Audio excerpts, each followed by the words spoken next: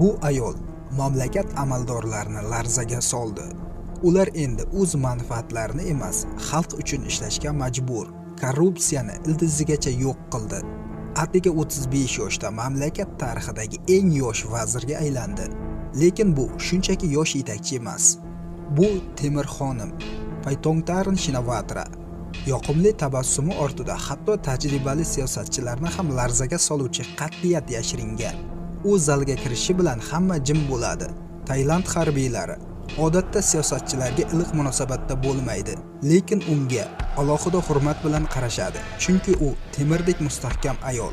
Bu qattiqqo'l xonim keskin qarorlar qabul qilishdan cho'chimaydi, adolatsizlikka qarshi boradi va xalq uchun kurashadi. U yuzlab fuqarolarning xatlariga shaxsan javob yozadi, odamlarning fikriga quloq tutadi. Uning maqsadi xalq hayotini yaxshilash va u bunga erishmaguncha to'xtamasligini ta'kidlaydi.